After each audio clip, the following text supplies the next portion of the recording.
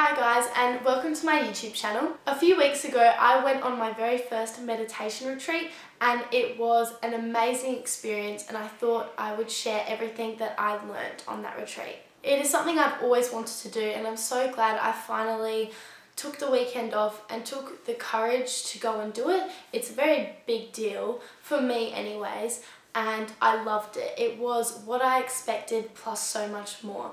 I did a lot of reading into it before I booked the weekend away, and I just loved it. Thinking back on it just makes me so relaxed and happy, and I'm just so happy that I did it because I did it for me, for no one else, and it's a very big deal. I don't know anyone my age that has actually done it. Everyone I went on the retreat with were a lot older than me, and it was just an amazing experience, and I spoke about it briefly in one of my personal growth videos that I do every week here on this channel, and I thought I would dedicate an entire video to it to just go into a little bit more detail for those wondering what a meditation retreat is like, or this one in particular anyways. That's all I can really go off. And just what I learnt, because I learnt a lot and I've taken back everything I learnt and use it now in my life. And after this entire experience I would want to go on to another retreat. However, a bigger goal of mine is I want to go on a week-long retreat, and that would be incredibly difficult because you're disconnected from the whole world really for an entire week, and you won't work for an entire week, and you don't have any technology for a week, and that's a very big thing, especially for me who's always busy, always working and always using technology. It was so nice to get away from all of that for a weekend, but a week would be an entirely different thing. However, I would love to do it because then you would gain even more from it. I think you would really get the real benefits from doing an entire week retreat. So I'm looking forward to doing that in the future. I don't know when that will be, but for now I'm going to talk about what I learnt on this weekend retreat. So it was in Adelaide, about 45 minutes away from where I live, and up in the country, just surrounded by beautiful nature, trees, and I even saw rabbits there and lots of birds, and it was so peaceful and calming. I think there was about 15 to 20 of us. You have your own room. You can choose a suite where you have your own bathroom and everything, or just a standard room and then a shared bathroom with others. And in the room it's very bare. You pretty much just have a bed, a tiny closet and a chair and a bedside table.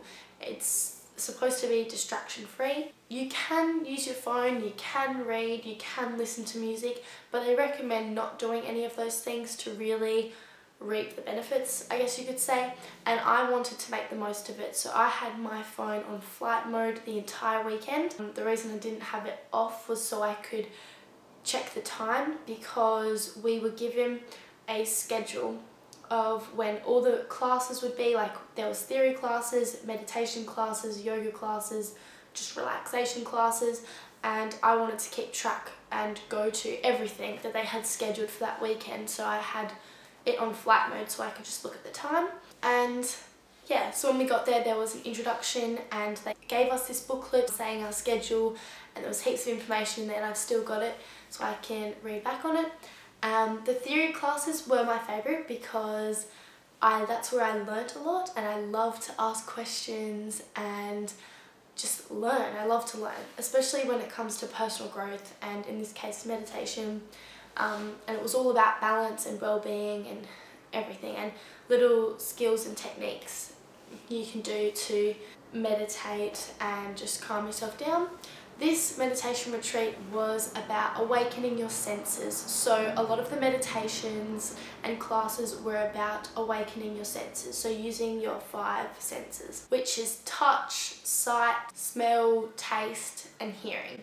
And then they also briefly talked about the 6th sense, which is the mind. The 6th sense comes from Buddhism, so you can do a lot more research on that if you want to, but we talked a little bit about that. So a lot of the meditations were where we had to really listen to everything surrounding us, you know, the sounds of the wind or the trees or the birds, and then, you know, feeling your body and smelling things, and really to awaken all those senses. And I think it was so beautiful and nice because in this busy lifestyle that we live in, we are so busy, we don't even have time to stop and smell the roses or realise how our body's feeling or look around us. We're so busy looking at our phone or the ground or, you know, just doing something other than realising what is actually around us. So it was so nice to actually take note of that. And because I wasn't using my phone at all on the weekend or listening to music, when I went for walks, I was listening to the sounds of nature, not the sounds coming from my headphones. And I was looking up because I didn't have my phone. And I was really present and with my thoughts as well. There was nothing to distract me. I had to think and process all my thoughts. And although I'm very good at that as it is, it was still very different. It was just different. It was also a silent retreat. So when we got there, the first dinner that night, we did talk because it was the first dinner together, so we were talking a bit, but after that it was silent the entire weekend apart from the theory classes. There we discussed things together, and if you had questions or comments, I think I put the most input along with one other person there. The teachers at the end of the retreat did say that to me. They said it's so refreshing to have someone your age and like you, as wise as you are, to give your input, and that made me smile, and it made my whole weekend really, because I did actually put in quite a lot of good input. And also the fact that everyone was so much older than me and they were, I don't know, they liked what I had to say, I guess. People took notes on what I said, and I thought that was very, very cool. So it was really an amazing experience. But yeah, other than that, it was silent, even when you walked by people, and we had all our meals together and we just didn't say anything. And it sounds weird, but it really wasn't. It was kind of nice really, because it's not that we didn't want to talk, it's just that we all wanted to get the most out of the experience. And then we talked at the very last lunch together, and it was very cool. Something else I learned from this retreat is that when I got there, you can't help but judge people, like by their appearances, how they act. And my friend that drove me up there, she said, when you get there, you'll judge everyone. You'll really, you know, you'll have an opinion about them. But by the end of the weekend, you'll probably see them completely different.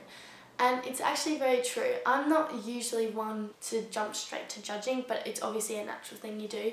And there was one person there in particular that I thought, he really does not fit in here. He was the only guy. And I thought, he just didn't, well, not that he didn't fit in, he just did not strike me as the type to be at the retreat. And it's quite funny because by the end of the retreat, I thought he was the coolest one there, and apart from me, he was the one that also put in the most input in the theory classes, and he was very into meditation and just really cool actually. And he was so funny. Everything he said made me laugh a lot. So it's kind of funny, like, you shouldn't really judge a character by their looks or even behaviours too quickly, because you don't know them. And it's just funny, after a few days I found him actually very inspiring or cool. So I thought that was very interesting. I learnt that meditation isn't so goal focused, which is a very different approach to what I normally do. It's all about balance, and when you're balanced, everything just becomes calm. You're not supposed to think over meditation, you're really just supposed to breathe and be present. Meditation is a technique or skill, and I have a long way to go. It's very challenging, and I think that's because I usually am very goal focused and very, yeah, just always with my thoughts and stuff, whereas with meditation you really just are supposed to let go.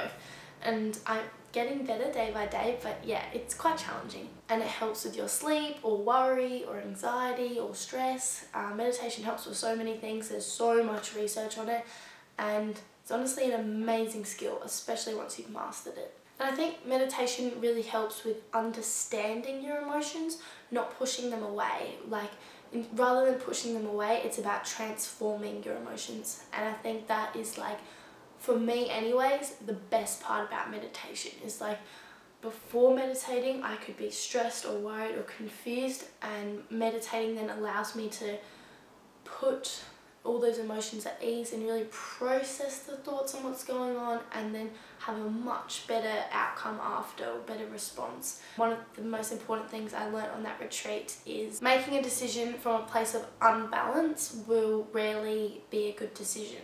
And I think that's so true. When you're angry or upset or annoyed, you tend to make really bad decisions. And I'd actually learnt this from my grandma before, but I guess sometimes you need to, like, rehear things, because she always said, never make a decision when you're upset. Always sleep on it and then make a decision the next day. And I truly, truly believe that, because there's been so many times I've been close to making a really bad decision based on my current emotions, but then the next day I'll have a totally different outlook on it. So never make a decision when you're in a place of unbalance, really, is what I learnt. It's all about balance. That is probably the main thing I also learnt from the retreat, is just how important balance is, and that's currently my biggest goal, my biggest focus. And sometimes you just really need to take a step back, because it's so hard to be in balance. Like, it's very difficult and very easy to become out of balance again. And you can change your habits, it just takes a lot of effort. It's not easy, but it can be done. Something else I learned, and still need to remind myself sometimes, is not to judge the thoughts you have, just accept them, you know, because if you fight your thoughts, it only makes them stronger. So just acknowledge it and then try and slowly ease out of it. And I actually had a bit of an awakening or realization there, and that is just that life is so short. Just do not take it for granted. Don't muck around with people or play games. Like, just be you and just make the most of every moment, because you really don't know when you could lose someone, or even, you could pass away or something could go wrong. So I really became more grateful on that retreat. I had just the week before going on the retreat, I got into a car accident, and so I also had that realization that I definitely could have died then. And so I'm just learnt how important it is just to not take anyone or anything for granted. And you learn a lot about yourself when you're alone and without distractions. You realise what you actually value and what you want in life and who you want in your life. And it was nice to sort of realise like what is important to me and what's not. There was a few things that weekend that I realised weren't important to me, or things I didn't feel anymore. And then when I came back to reality, I sort of fixed all of that, because I realised like I've been putting all this time to something that I actually don't really care about, or doesn't make me feel good, or something like that. So it was quite an interesting experience. We ate very healthy, amazing, freshly cooked foods there. It was all vegetarian, vegan. It was so nice. And so I guess something I learned from the retreat is that I want to eat more plant-based, because it made me feel so good and alive. I was literally eating a rainbow most nights with all the different coloured vegetables and lentils or something like that, or soups. It was just amazing. And I drank so much tea. And another thing for some reason that hit me on that trip is that I do not want to drink alcohol anymore. I know I will. I'm not fully against alcohol. I do enjoy a glass of red wine with friends or something like that. But my need for alcohol or want really decreased on that trip. I don't know why. The retreat had nothing to do with alcohol, but I just realised, like, I guess I was just eating so healthy and I felt so good. I'm like, I don't want to put anything in my body that just isn't good for me anymore, and alcohol isn't good for me.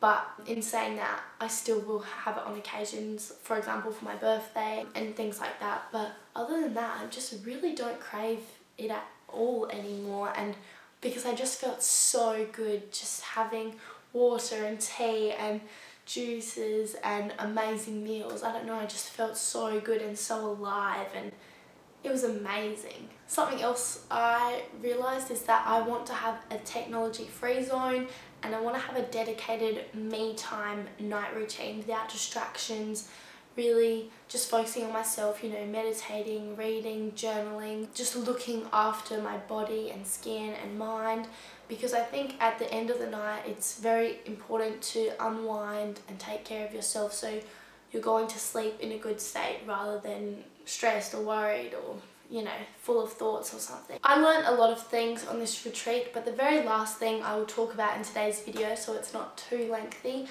is that you have to have pleasant and unpleasant emotions or events in your life, because without the unpleasant you wouldn't appreciate the pleasant as much, you know? So you have to have the bad and the good to really appreciate the good, if that makes sense. And what is a pleasant emotion or thing for someone might not be pleasant for the other person.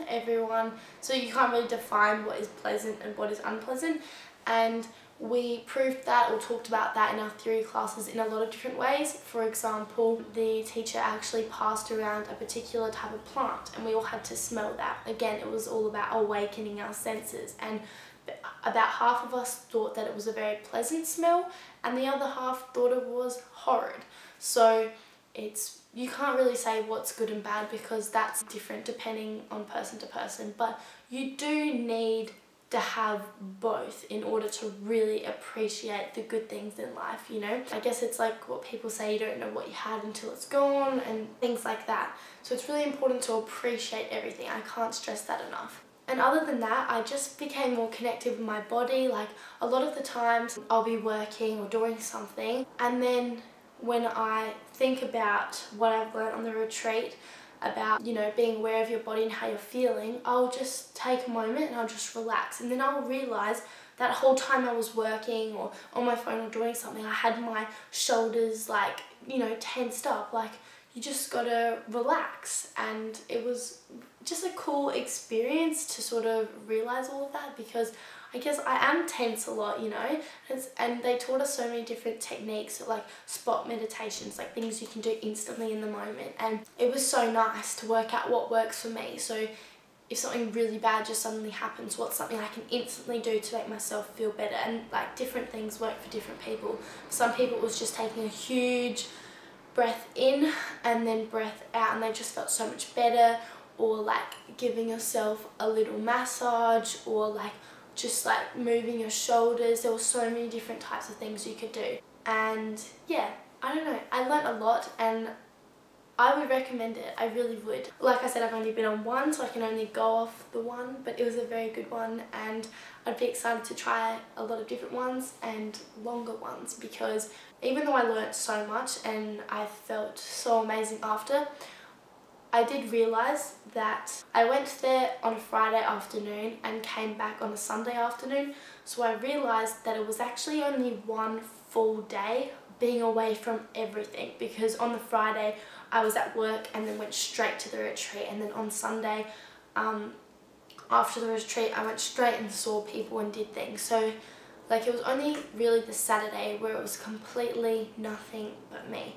So that's why I think you would really get so many benefits from doing a week retreat, because you just get more time with yourself. That's all I'm going to say for this video. If you've been on a retreat or would like to, please leave any information or comments or questions below. I'd happily answer them. I'm very interested and passionate about this stuff. I think I probably am one of the only ones my age that's interested in it. I'm a bit of an old soul, I'm realising. Like, got the body of a 21-year-old, but the soul and mind of, I don't know, an 80-year-old, because I'm just into all of these things that no one else is.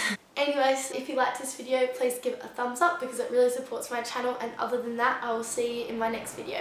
Bye guys!